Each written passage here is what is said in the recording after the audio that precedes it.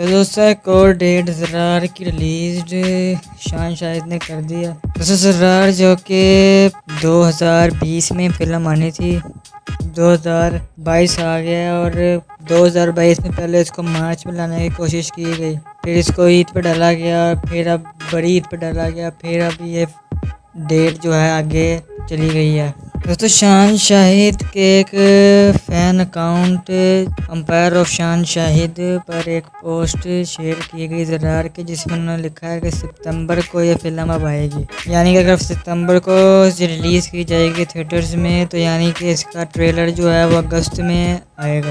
दोस्तों ज़रार पाकिस्तान की सबसे ज़्यादा इंतज़ार की जाने वाली फ़िल्म है और 2 साल हो गए हैं ये फ़िल्म अभी तक रिलीज़ नहीं हुई और इस साल ये लगता है कि ये फ़िल्म पक्का इस साल रिलीज़ हो ही जाएगी। तो दोस्तों देखते हैं अब शान शाहिद को करते हैं रिलीज़ सितंबर में या फिर ये आगे लेके जाएंगे। तब तक दोस्तों हमारे साथ बने रहिए, हमारे चैनल को सब्सक्राइब करें बॉलीवुड की और न्यूज़ जानने के लिए।